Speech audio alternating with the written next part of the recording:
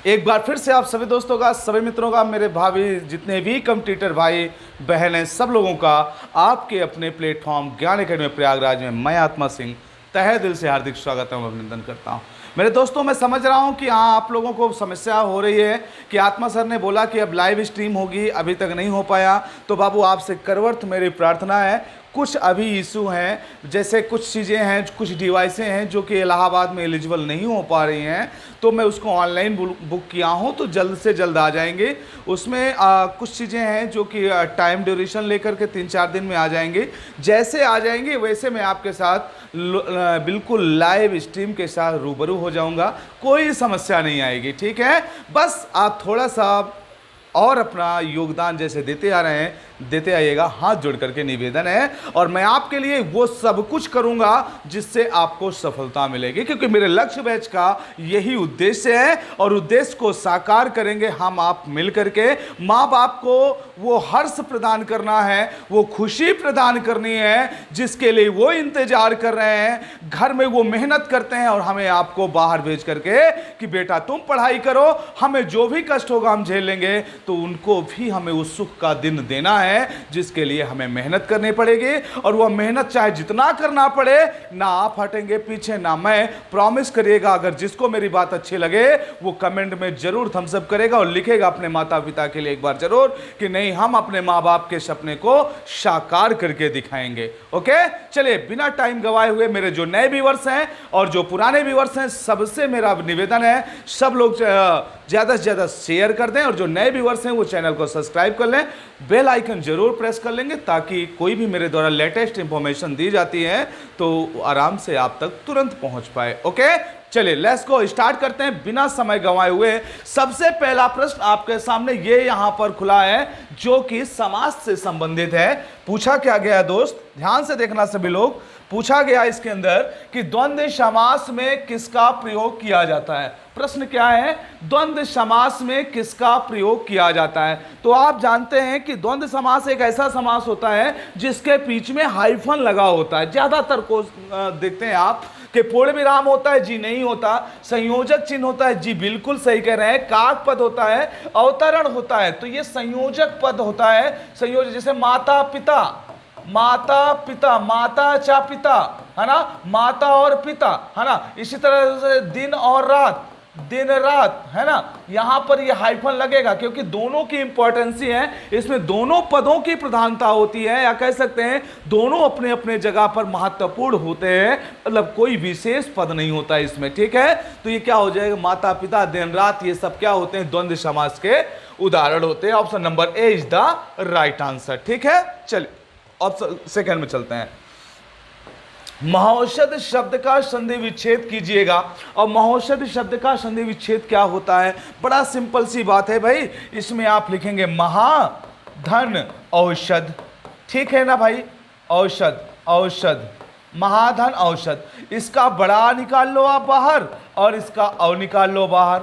अगर इसका औ निकाल लिया, इसका बड़ा निकाल लिया बाहर, तो ये आ और बड़ा आ और औ मिला करके औ बन जाएगा, औ बन जाएगा। और औ किसकी निशानी है, डबल पाई, ये वृद्धि संधि की निशानी होती है। स्वर संधि में जो वृद्धि संधि होती है उसकी ये निशानी होती है। बिल्कुल क्लियर है ना। अगर यहीं पर आपके सामने गुण संधि आ जाए तो गुण संधि में एक टोपी आपको मिलेगी। यण संधि आ जाए तो उसमें आधा शब्द जरूर देखने को मिलेगा या हुआ के साथ, है ना। तो याद रखेंगे, जब हम आधे वर्ण की बात करते हैं तो वो यण संधि हो जाता है, जब डबल पाई की बात करते हैं तो वो वृद्धि संधि हो जाता है, और जब एक पाई की बात करते हैं तो वो हमारा गुण संधि हो जाता है। ठीक है, तो देखिए बड़ा प्लस औ बराबर औ हो गया। तो कहां है, कहीं लिखा है ये महाधन औषध, जी हाँ ये लिखा है बाबू। इसको option number A is the right answer, महाऔषध हो जाएगा।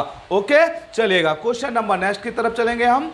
क्वेश्चन नंबर अगला आपके सामने ये रहा, ध्यान से देखिएगा सभी लोग। चलिए क्वेश्चन नंबर नेक्स्ट में देखते हैं, इसमें क्या पूछा है। पूछा है दुष्चरित्र व्यक्ति से संबंध नहीं रखना चाहिए।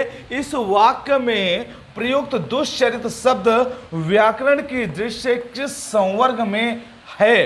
अब बताओ, दुष्चरित्र व्यक्ति से, अब आपको पता चल रहा होगा कि संज्ञा है कि सर्वनाम है? तो बाबू ये तो दोनों नहीं है, ना तो ये संज्ञा है ना सर्वनाम है। अब बचे दो ऑप्शन आपके पास, विशेषण और क्रिया विशेषण। क्या क्या बचे हैं? विशेषण और क्रिया विशेषण आपके सामने बचे हैं। तो आप बताइएगा ये क्या हो जाएगा, क्या हो जाएगा इसका आंसर? तो इसका आंसर हो जाएगा option number C is the right answer. बिल्कुल, ये विशेषण होता है, ये गुणवाचक विशेषण होता है। कैसा होता है? गुणवाचक विशेषण होता है। ओके, कैसा विशेषण है?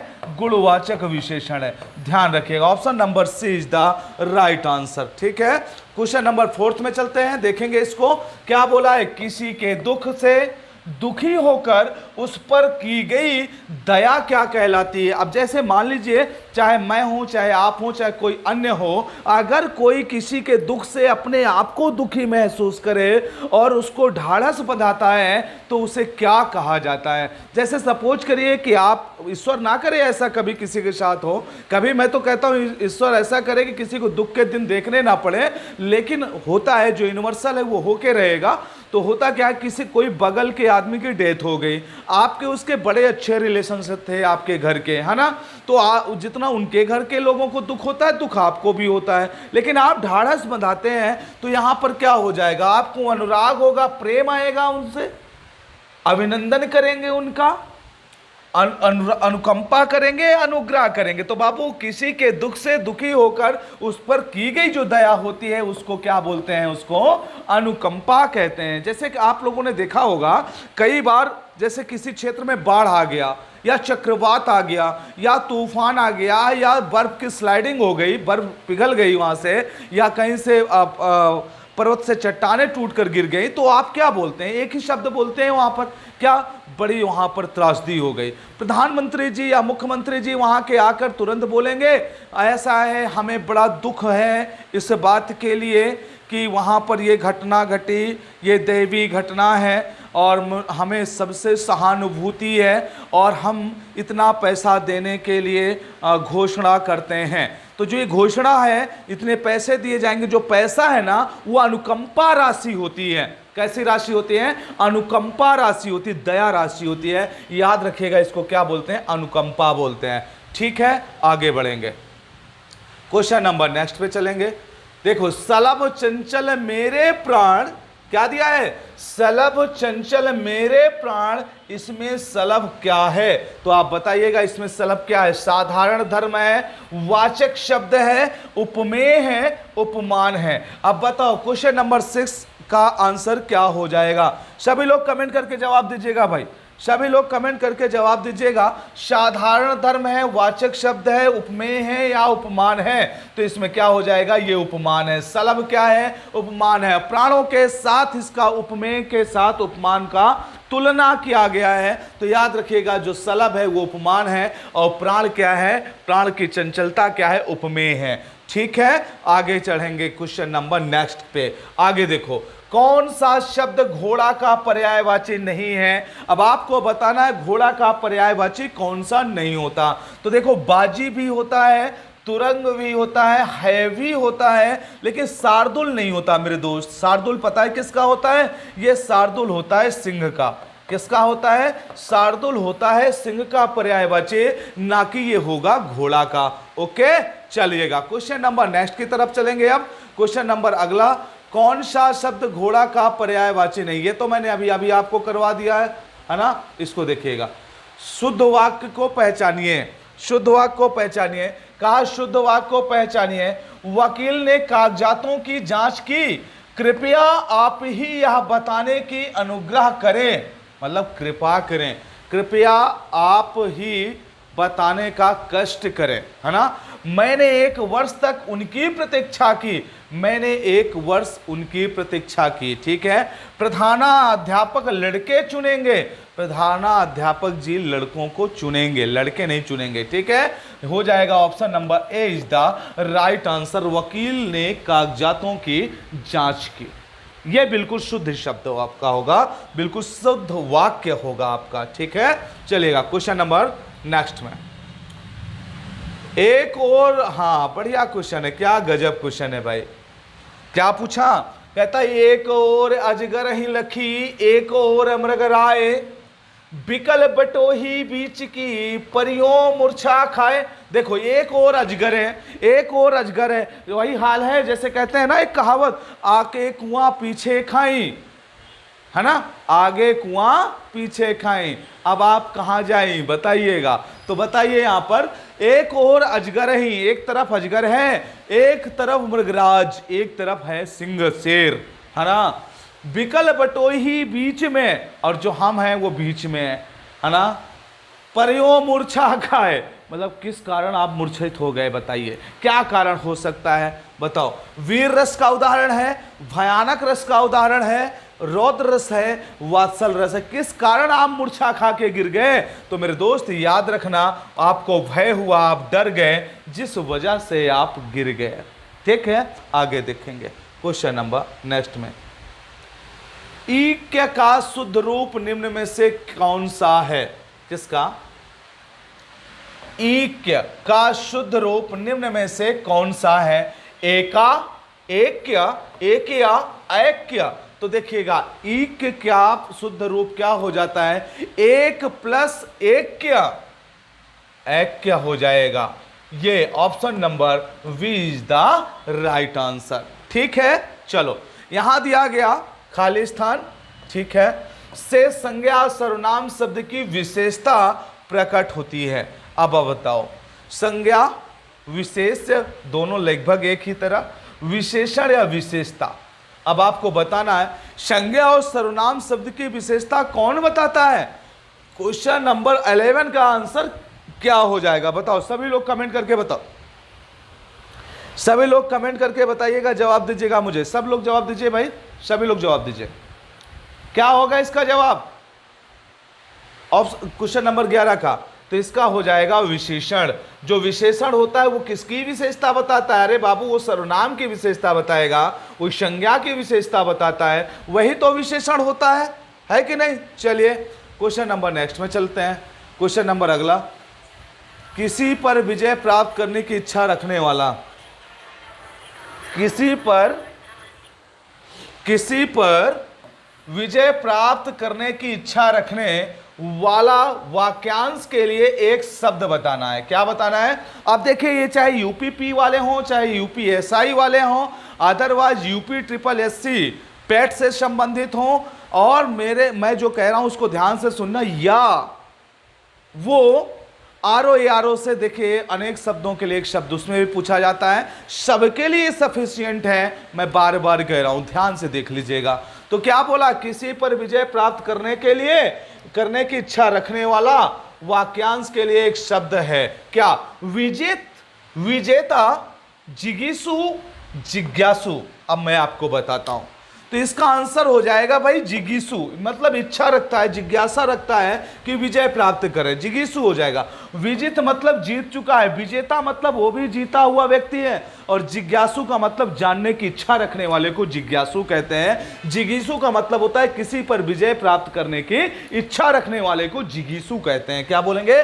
जिगीसु। Option number C is the right answer. आगे देखोगे यहां पर क्या पूछा है, कहा है आपसे, मन मलिन तन सुंदर कैसे, बिसरस भरा कनक घट जैसे।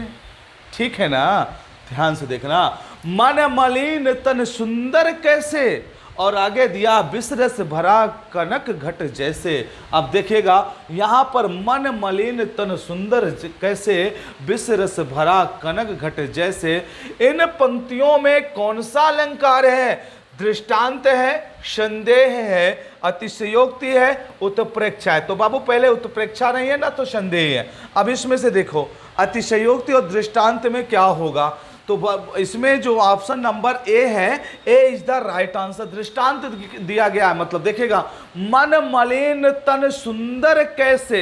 अगर मन आपका मलिन है, किसी के प्रति आप घृणा रखे हैं, मुंह में राम बगल में छुरी वाली कहानी आपकी है, तो कहां से आप मतलब शुद्ध हो सकते हैं? भाई मन में आपके कपट है, सामने आप वाह वाह कर रहे हैं, तो ये समस्या का कारण है। इसी तरह से क्या होता है, बिसरस भरा, जैसे विष से भरा हुआ कोई घड़ा है और कनक जैसे, कनक घट जैसे, मतलब वो आपको कनक मतलब सोने की तरह घड़ा दिख रहा है। मतलब घड़ा भरा किससे है? घड़ा का है का सोने का, लेकिन उसके अंदर भरा क्या है? विष भरा है। व्यक्ति क्या होता है? दिखने में तो अच्छा है, सुंदर है, सुशील है, लेकिन उसके अंदर क्या भरा है? विष भरा है ना। वही तो कहा ना, मन मलिन तन सुंदर, जैसे दृष्टांत अलंकार हो जाएगा। यहाँ दृष्टांत दिया गया है, जैसे इसको इसके साथ कंपैरिजन किया गया है, ये दृष्टांत अलंकार है। ओके, चलिएगा क्वेश्चन नंबर नेक्स्ट में कहता है चंद्रमा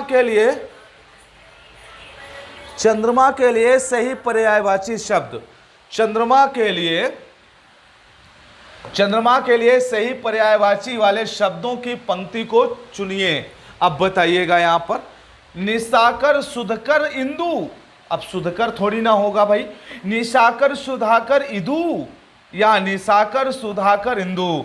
तो बाबू यहां ऑप्शन नंबर सी बिल्कुल राइट आंसर है। निशाकर कहते हैं, सुधाकर कहते हैं, इंदु कहते हैं। ठीक है, ध्यान रखना, option number C is the right answer. चंद्रमा के ये पर्यायवाची होते हैं। प्रति प्लस आघात, ये क्या हो जाएगा?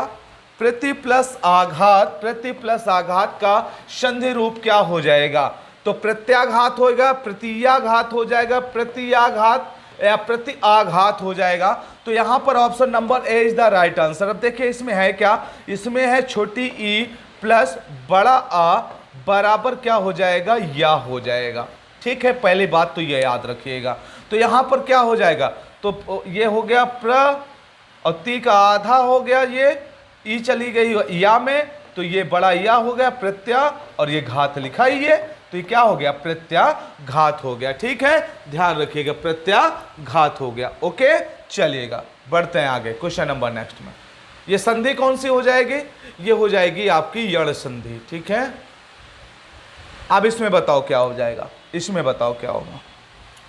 नीलकंठ में कौन सा समास है? अब नीला है कंठ जिसका, अर्थात डमरूबाज। कौन? भोले। भोले कौन? भोले। देखिए बहुप्री हो जाएगा। क्यों पता है? नीला है कंठ जिसका, अर्थात भोले शंकर बाबा, भगवान शिव, है ना। ये है जिसका नीला है कंठ, अर्थात वो नीलकंठ। ओके, चले आगे चलेंगे। आप कर्मधारय भी जानते हैं, दिगु भी जानते हैं। ठीक है, परेशान होने की कोई बात नहीं है। क्वेश्चन नंबर नेक्स्ट में, भारत में निर्धनता निर्मूलन कार्य, ये आ गया। भारत में निर्धनता निर्मूलन कार्य खाली स्थान गति से नहीं हो सकता, रिक्त स्थान है तो सही विकल्प को चुनिए। संस्तुल्य, तुत्य, अनुशंसनीय, प्रशंसनीय या स्तुत्य। अब आप लोग कमेंट करके इसका सभी लोग जवाब करेंगे। सभी लोग जवाब करें मेरे दोस्त, सब लोग जवाब करेगा। तो option number C is the right answer हो जाएगा। क्यों पता है? कि भारत में निर्धनता निर्मूलन कार्य प्रशंसनीय गति से नहीं हो सकता, है ना। ध्यान रखिएगा, प्रशंसनीय गति से नहीं हो सकता। बिल्कुल सही कह रहे हैं भाई। आगे देखिएगा क्वेश्चन नंबर नेक्स्ट, इसको ध्यान से पढ़िए, जवाब दीजिएगा। क्या कहता है इसमें? इसमें कहा लाखों लोगों ने इसे महसूस किया है। वाक्य में विशेषण है कौन सा? महसूस, लोगों, लाखों, इसे। तो ध्यान दीजिएगा, इसमें क्या हो जाएगा? इसमें हो जाएगा आपका लाखों हो जाएगा। संख्यावाची विशेषण है, पहली बात संख्यावाची विशेषण है पहला बात, ये हो जाएगा। दूसरे बात ये क्या, संख्यावाची भले है लेकिन इसके साथ समूहवाची भी है। क्या है ये? समूहवाची है। ठीक है, समूहवाचक विशेषण भी है। ओके, तो याद रखना लाखों क्या है? आपका विशेषण होता है। आगे चलेंगे क्वेश्चन नंबर नेक्स्ट की तरफ। अगला क्वेश्चन आपके सामने है, ध्यान से पढ़ेंगे सभी लोग। चलिए थोड़ा छोटा करना पड़ेगा मुझे लगता है इसको।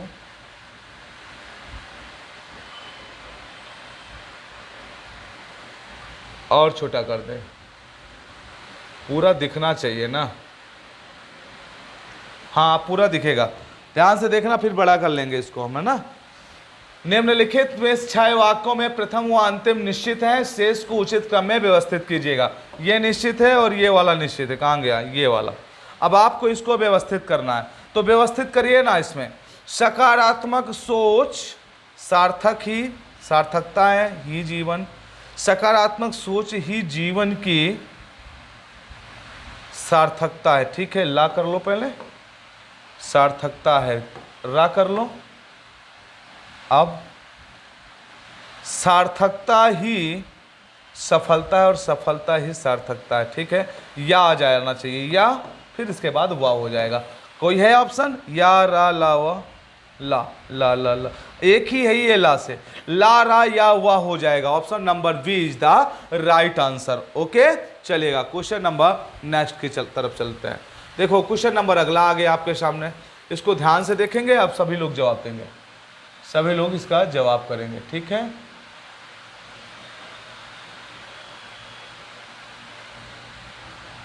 चलिए, क्वेश्चन क्या है? 20, क्वेश्चन नंबर 20 क्या कहता है? ध्यान से देखें, जवाब करिएगा। कहता है मनचाही वस्तु के नष्ट होने, मनचाही, हाँ देखिए, मनचाही वस्तु के नष्ट होने या उसका कोई अनिष्ट होने पर हृदय का संवेदनामय होना किस प्रकार का रस है? अब बताओ, अगर किसी को कोई कष्ट होगा, किसी को कोई दुख होगा, अगर किसी को कोई प्रॉब्लम होगी, तो उस टाइम पे कौन सा रस उभर के आएगा? हास्य रस आएगा, वीर रस आएगा, क्रोध आएगा, आपको शांत रस आएगा, कि करुण रस आएगा? सब जानते हैं, option number B is the right answer, करुण रस हो जाएगा। वात्सल्य भी नहीं आएगा, ना अद्भुत आएगा, ठीक है। आगे बढ़ते हैं क्वेश्चन नंबर नेक्स्ट में।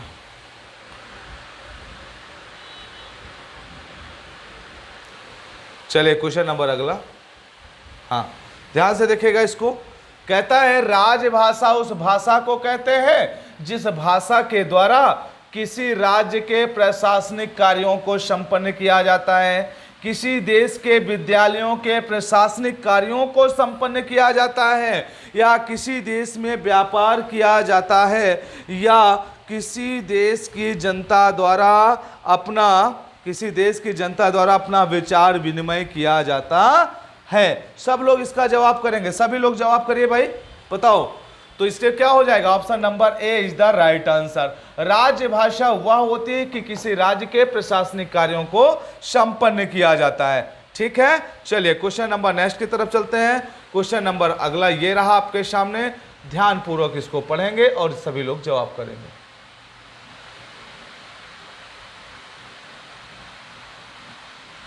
चलिए बताइएगा इसका।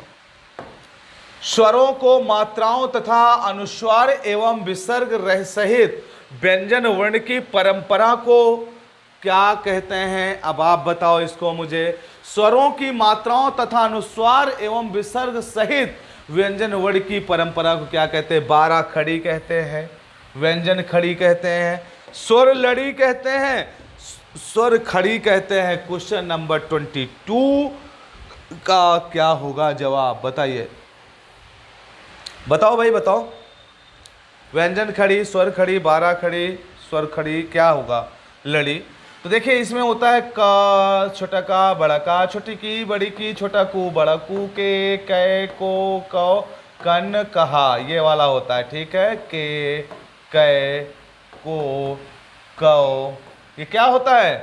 कन, कहा, ये होता है बाबू 12 खड़ी होता है। क्या बोलेंगे इसको?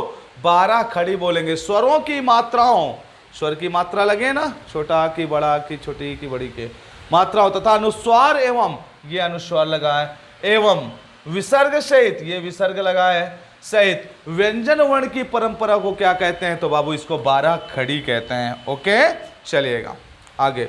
वाक्य भेद के आधार पर वाक्य का नाम बताइए। क्या दिया है? वाक्य भेद के आधार पर वाक्य का नाम बताइए। मैंने उसे बहुत समझाया परंतु वह नहीं समझी। अब बताओ ये क्या होगा? मिश्रित वाक्य होगा, संयुक्त वाक्य होगा, निषेधात्मक वाक्य होगा, या सरल वाक्य होगा? क्या हो जाएगा मेरे बाबू बताओ? सभी लोग कमेंट करके बताओ। सभी लोग कमेंट करके जवाब दीजिएगा, सब लोग कमेंट करके जवाब करिएगा, सभी लोग कमेंट करिए। इसका क्या हो जाएगा इसका जवाब? तो इसका जवाब हो जाएगा इसमें संयुक्त व्यंजन हो जाएगा। क्या हो जाएगा इसमें? संयुक्त व्यंजन हो जाएगा, है ना। अब आपसे पूछेगा कि इसमें संयुक्त व्यंजन कैसे हो जाएगा, तो देखिएगा इसमें एक वाक्य कौन सा है, ये वाला, ये प्रथम उपवाक्य है। क्या ये प्रथम उपवाक्य है, और ये योजक है। क्या है, योजक, जोड़ने वाला, और ये सेकंड आपका उपवाक्य है। ठीक है, तो क्या हो जाएगा, ये संयुक्त वाक्य हो जाएगा। Option number C is the right answer. ठीक है, चलिए क्वेश्चन नंबर नेक्स्ट पे चलते हैं कि निम्नलिखित कहावत का सही अर्थ बताइए। चूहे के चाम से नगाड़े, क्या बढ़िया क्वेश्चन है भाई। चूहे के चाम से नगाड़े नहीं मढ़े जाते। कंजूसी करना, सीमित साधनों से काम चलाना, छोटे होकर बड़ा काम करना, सीमित साधनों से बड़े काम नहीं होते। तो आप बताइएगा इसमें क्या हो जाए, क्वेश्चन नंबर 24 का क्या हो जाएगा जवाब। सभी लोग कमेंट करके जवाब दो भाई, सब लोग कमेंट करिएगा, सभी भाई बहन कमेंट करेंगे भाई। चलिए क्या होगा इसमें, इसमें हो जाएगा option number D is the right answer कि सीमित साधनों से बड़े काम नहीं होते। कि चूहे की खाल है, चाम है छोटी सी, उससे नगाड़े कैसे मढ़े जाएंगे भाई। जब संसाधन नहीं होंगे तो बड़े काम कैसे किए जाएंगे। तो संसाधन होना जरूरी होता है बड़े कामों को करने के लिए। अब यहाँ पर देखो क्वेश्चन नंबर नेक्स्ट आपके सामने आ गया 25। कौन सा क्वेश्चन आ गया, 25 आ गया। ठीक है, यदि उपमेय उपमान में बिंब प्रतिबिंब का भाव हो, मतलब बिंब प्रतिबिंब उल्टा गाना, तो वह अलंकार क्या होता है। तो देखिएगा प्रतीप हो जाएगा, संदेह हो जाएगा, दृष्टांत हो जाएगा, अनव्य हो जाएगा। तो क्या हो जाएगा इसमें, तो हो जाएगा बाबू इसमें कौन सा, दृष्टांत अलंकार हो जाएगा। कौन सा अलंकार हो जाएगा, दृष्टांत अलंकार हो जाएगा। ध्यान से देखिएगा, उपमेय उपमान में बिंब प्रतिबिंब का भाव हो तो अलंकार कौन सा होगा, दृष्टांत अलंकार हो जाएगा। ठीक है, चलिए क्वेश्चन नंबर नेक्स्ट पे चलेंगे हम। क्वेश्चन नंबर अगला, दिए गए वाक्य के जिस अंक में अंश में त्रुटि हो, इसको ध्यान से पढ़िएगा।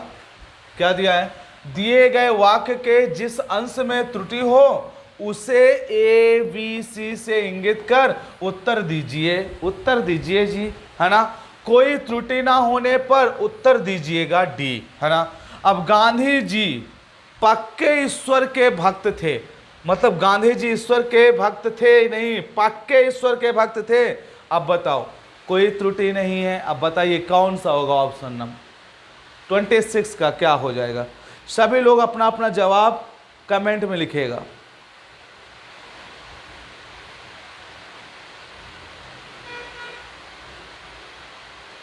बताओ, चलिए ऑप्शन नंबर 20 सबका लगभग होगा, बिल्कुल सही बात है। मैंने शुरू में इंडिकेट कर दिया था। यहां पर क्या होना चाहिए, होना चाहिए गांधी जी ईश्वर के पक्के भक्त थे, सही हो जाता सेंटेंस। लेकिन पहले ने बोल दिया पक्के ईश्वर के भक्त है, ऐसा लग रहा है कि कोई डाउट है उनके ऊपर, मतलब कंफर्मेशन कर रहे हैं। कृतंत, हाँ ये बहुत इंपॉर्टेंट है, देखिएगा कृदंत प्रत्यय किस शब्द के साथ जुड़ते हैं। कृदंत प्रत्यय किस शब्द के साथ जुड़ते हैं, क्वेश्चन नंबर कौन सा है, क्वेश्चन नंबर 27 का आंसर क्या हो जाएगा। सभी लोग जवाब देंगे, सभी लोग बताइएगा, सभी लोग। ये क्या हो जाएगा, क्रिया के साथ जुड़ते हैं, कृदंत प्रत्यय। सर जोड़ के दिखाइए ना, जाना, खा, है ना, जा, खा और सो। अब देख लो इसको, जा से क्या हो जाएगा, प्रत्यय जुड़ जाएगा इसमें ना, जाना, खा, खा और खा में जुड़ जाएगा खाना, सो में सोना, सोना। ठीक है, वो वाला सोना बाबू वाला नहीं है, ये सोने वाला सोना है। ठीक है, ध्यान रखिएगा, ये क्रिया है, कृदंत क्रिया है, ध्यान रखना है इसको। आगे चलते हैं क्वेश्चन नंबर 28 में। हाँ, अब क्वेश्चन देखिएगा इसमें क्या दिया, बोलता है बोली किसकी इकाई है। अब आपको ये बताना है कि बोली किसकी इकाई है बाबू, सबसे जरूरी, बहुत बेहतरीन क्वेश्चन, और इस तरह क्वेश्चन बहुत पूछे जाते हैं आपसे, समझ लीजिएगा। मैं बारंबार आपसे कह रहा हूँ, इसको अच्छे से पढ़ लीजिएगा, बहुत पूछा जाता है। तो बोली किसकी इकाई है बताओ? भाषा की छोटी इकाई है, अंचल की छोटी इकाई है, राज्य की छोटी इकाई है, देश की छोटी इकाई है। कमेंट करके जवाब आना चाहिए। आप लोगों को कमेंट जरूर करना है, हाथ जोड़ के भी निवेदन है, और आपकी जो समस्या है उसको भी आप लोग कमेंट में पिन किया करिए, और आप ज़्यादा से ज़्यादा सेशन को शेयर कर दिया करिए बाबू, और सभी लोग लाइक कर दिया करिए। जितने लोग देखा करें कम से कम सभी लोग लाइक जरूर कर दिया करिए, ठीक है? प्लीज़ आप लोगों से करवट प्रार्थना करते हैं बार बार, आप लोग बताइएगा इसका जवाब। Option number A is the right answer. बोली किसकी इकाई है? भाषा की छोटी इकाई होती है, जिसको आप क्या बोलते हैं? बोली कहते हैं। जैसे कहते हैं छोटा छोटा बच्चा है ना, छोटा छोटा बच्चा है, कहता बू बू बुआ, भाषा की छोटी इकाई है। तो कोई पूछता है, बच्चा बोलने लगा, कहा हाँ ज्यादा तो नहीं बोलता अभी, लेकिन बुआ कहने लगा। अब अच्छा, बुआ को क्यों कहता है पता है ना? क्योंकि पता है कि अगर बुआ को नहीं बुलाया सबसे पहले तो आफत आ जाएगी, है ना? तो इसीलिए बुआ को सबसे पहले नाम लेता है, ताकि बुआ खुश हो जाए, है ना, कि सबसे पहले मेरा भतीजा मेरा ही नाम लिया, है ना? भतीजा हो या भतीजी हो, ठीक है, चलिएगा आगे देखिएगा। तो क्या हो जाएगा? भाषा की छोटी इकाई है। आगे चलेंगे, क्वेश्चन नंबर नेक्स्ट में चलते हैं। क्वेश्चन नंबर अगला क्या है? नी उपसर्ग से बना शब्द निम्न में से कौन सा है? अब नी शब्द से बना उपसर्ग कौन सा है इसमें? नितांत, नाम, नाच, नीच। अब बताओ भाई, बताओ नी शब्द से बना हुआ उपसर्ग कौन सा है? मतलब नी उपसर्ग से बना शब्द कौन सा है? क्वेश्चन नंबर 29 का बहुत बढ़िया, बहुत बार रिपीटेड क्वेश्चन है, मैं आपको बार बार बता रहा हूं, बहुत बार रिपीटेड क्वेश्चन है बाबू ये, बहुत बार। तो बताओ क्या हो जाएगा इसका? नितांत हो जाता है। क्या होता है? नी उपसर्ग से, क्योंकि उपसर्ग पहले जुड़ते हैं, प्रत्यय बाद में जुड़ते हैं, तो नी उपसर्ग से बना कौन सा हो जाएगा शब्द? नितांत हो जाएगा। ओके, क्वेश्चन नंबर 29 आपका हो गया। आगे देखिएगा, निम्नलिखित में से अर्ध तत्सम कौन सा है? अर्ध तत्सम शब्द को पहचानिए। दैव, पंख, अक्षर, बच्चा। अब इसमें आपको पहचानना है अर्ध तत्सम शब्द कौन सा है। कमेंट करके सभी लोग जवाब दीजिएगा। अर्ध तत्सम शब्द कौन सा है इसमें से? बताइए, अर्ध तत्सम शब्द कौन सा है? बताओ। तो ये हो जाएगा कौन सा? अक्षर। ये क्या होता है? अक्षर होता है यूं, और अक्षर को अर्ध तत्सम अगर देखें तो ये हो जाएगा अक्षर हो जाएगा। दैव, पंख, पंख भी शुद्ध नहीं है ना? बच्चा, दैव, ठीक है। जटिल का विलोम होगा। जटिल का क्या हो? कठिन, रूढ़, सरल या मुश्किल। तो जटिल का क्या हो? बड़ा जटिल है, बड़ा मुश्किल है भाई, है ना? जटिल तो मुश्किल ही होता है, जटिल का क्या हो जाएगा? सरल हो जाएगा। जटिल का क्या हो जाएगा बाबू? सरल हो जाएगा। Option number C is the right answer question number 31 का, ठीक है। आगे देखेंगे, क्वेश्चन नंबर नेक्स्ट की तरफ चलेंगे। क्वेश्चन नंबर 32 की तरफ चलते हैं। कहाँ गया ये? मनमाना का सही सामाजिक विग्रह क्या हो सकता है? बताओ भाई, मनमाना का सही सामासिक विग्रह निम्न में से कौन सा है? मन से माना, मन का माना, मन में माना, मन के लिए माना। अब आप लोग कमेंट करके बताइएगा जवाब कि क्या होगा। मनमाना का सही सामासिक विग्रह बताइए आप, है ना? सामासिक विग्रह आपको बताना है। सब लोग कमेंट करके इसका अपना जवाब दीजिएगा, फिर मैं आपको जवाब दे रहा हूं। सभी लोग कमेंट करके अपना अपना जवाब पिन करिएगा, और इसके बाद मैं आपको जवाब देने वाला हूं। इसका दे दूं जवाब?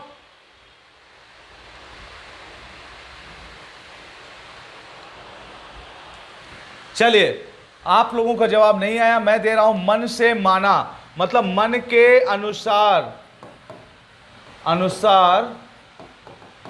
मानना मनमाना होता है, ठीक है। मन के अनुसार मानना ही मनमाना, मन से माना हो जाएगा। आगे देखिएगा, क्वेश्चन कौन सा है? मुक्तक का दूसरा प्रसिद्ध नाम है क्या? कवित्त, सवैया, चौपाई या बरवे? क्या बोलेंगे? मुक्तक का सेकंड नाम क्या हो जाता है? क्वेश्चन नंबर 33 का। क्वेश्चन नंबर 33 का जवाब दीजिएगा। सभी लोग कमेंट करके जवाब दीजिएगा, है ना? चलिए, तो आप लोगों का आ गया जवाब कवित्त। बिल्कुल, कवित्त जो होता है वो मुक्तक का दूसरा नाम है, मुक्तक का दूसरा नाम है कवित्त छंद। ठीक है, कवित्त छंद इसका क्या होता है, दूसरा नाम होता है मुक्तक का। ठीक है, मुक्तक एक लाइन में कही जाती है, कोई बात अगर चौपाई के रूप में एक बात एक लाइन में कही गई या दोहा के रूप में, तो वो मुक्तक कहलाता है। इसमें देखिएगा, निम्नलिखित मुहावरों को सही अर्थों के साथ जोड़िएगा। सही अर्थों के साथ जोड़ना है। ये कुछ मुहावरे आपके सामने दिए गए हैं, इनको सही अर्थों के साथ आपको क्या करना है, जोड़ना है। ऑप्शन दिख गए, अब दिख गए होंगे। ठीक है, अब आप लोग बताइएगा, इसमें बताइए क्या है। तू मैं करना, बताओ। तू मैं करना क्या होता है। तू मैं करना झगड़ा करना, पहाड़ टूटना, भारी कष्ट आ पड़ना, अंगूठे चूमना, चापलूसी करना, खिल्ली उड़ाना, हंसी उड़ाना। हो गया, बिल्कुल सटीक हो गया भाई। ऑप्शन नंबर ए का ई हो गया। ए का ई कहीं दिया है जी, ये दिया है, एक ही है, ई है, ई आ ई ऊ आ। ठीक है, चलिए बहुत बढ़िया। ऑप्शन नंबर ये हो जाएगा आपका बी। क्वेश्चन नंबर 35 को देखिएगा। क्वेश्चन नंबर 35 का देखिए आप लोग, सभी लोग। हाँ, क्या कहता है 35, क्या बोला, आशातीत में कौन सा तत्पुरुष समास पाया जाता है। अब बताओ, आशातीत में कौन सा तत्पुरुष समास पाया जाएगा। क्वेश्चन नंबर 35 का जवाब आप लोगों को देना है। सभी लोग कमेंट करके अपना अपना जवाब पिन करें, सब लोग करिए, सभी लोग बताइएगा। चलिए, तो आप तो जानते हैं ना कि जो तत्पुरुष समास है वो कारक वेश समास होता है। कारक क्यों के माध्यम से चलता है। प्रथमा कर्ता ने द्वितीय कर्म को तृतीय कर्ण से द्वारा चतुर्थी संप्रदान के लिए पंचमी अपादान से अलग होना। आशा से दूर, आशातीत, आशा से परे, आशा से दूर, है ना, आशातीत। तो आशा से परे क्या हो जाएगा, अपादान से अलग होना। प्रथमा कर्ता ने द्वितीय कर्म को तृतीय कर्ण से द्वारा चतुर्थी संप्रदान के लिए पंचमी अपादान से अलग होना, दूर होना, दूर हटना, अपादान पंचमी विभक्ति हो जाएगा। ठीक है, चलिएगा क्वेश्चन नंबर नेक्स्ट 35 वही आ गया फिर से। चलो आगे देखते हैं। औली और आबिल का अर्थ है, औली और आबिल का क्या अर्थ है बताना है आपको। औली और आबिल का अर्थ है भंवरा और जल, नदी और गंदा, पंक्ति और मित्र, पंक्ति और गंदा। अब बताओ, अवली और आबिल का अर्थ क्या है। जो बताएगा उसको मेरी तरफ से 1 रुपए का नगद पुरस्कार। जो जवाब दिया मेरे तरफ से 1 रुपए का नगद पुरस्कार, उसको ऑनलाइन उसके अकाउंट में डालूंगा। ठीक, पुरस्कार होता है, छोटा या बड़ा। चलिए बताइएगा इसका। क्वेश्चन नंबर 36 का जवाब दीजिएगा सभी लोग, बताइए। आया जवाब, नहीं आया। देखो, अवली का मतलब होता है पंक्ति। क्या होता है मेरे दोस्त, पंक्ति होता है। और आबिल का मतलब होता है गंदा।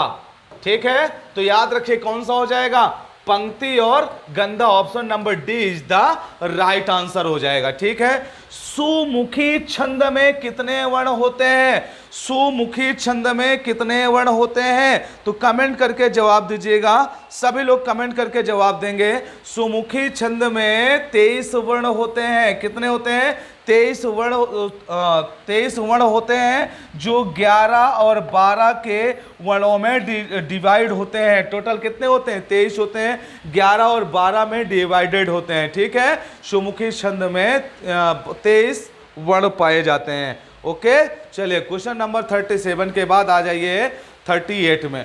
निम्नलिखित में से तत्सम की दृष्टि से एक युग्म अशुद्ध है। अब आपको बताना है तत्सम की दृष्टि से कौन सा अशुद्ध है। दीक्षा, परीक्षा, शुकर, वलिवर्द, कपूत, सपूत, वरिष्ठ, कनिष्ठ। अब आपको किसी रूप में बताना है, तत्सम की दृष्टि से बताना है। अब तत्सम की दृष्टि से कौन सा इसमें अशुद्ध है। क्वेश्चन नंबर 38 का आपको देना है जवाब, और इसका जवाब क्या आ जाएगा, जवाब आ जाएगा इसका question option number B. B is the right answer. देखिए, दीक्षा का परीक्षा ठीक है, कपूत का सपूत ठीक है, वरिष्ठ का कनिष्ठ ठीक है, लेकिन शुकर का बलिवर्द नहीं ठीक है। ठीक है, चलिएगा आगे देखिए। कवि का स्त्रीलिंग क्या होता है? कवयित्री होता है, कवियित्री होता है, कवित्री होता है, कवयित्री होता है, कवियित्री होता है। तो option number C is the right answer हो जाएगा। क्या हो जाएगा? जो कवि का स्त्रीलिंग होता है कवयित्री होता है। क्या बोलेंगे? 39 का ऑप्शन नंबर क्या हो जाएगा? सी इज द राइट आंसर, कवयित्री होगा। ठीक है, चलिए। वो तत्सम भी है कवयित्री। निम्नलिखित में से विलोम की दृष्टि से क्या बताना है आपको? निम्नलिखित में से विलोम की दृष्टि से सही शब्द युग्म कौन सा है? विलोम की दृष्टि से कौन सा सही है बताओ, तुरंत कमेंट करके बताओ भाई, तुरंत जवाब दो सब लोग। आग्रह का विग्रह हो जाएगा, अपकर्ष का उपकर्ष हो जाएगा, जारज का औरस हो जाएगा, उत्सर्जन का विसर्जन हो जाएगा।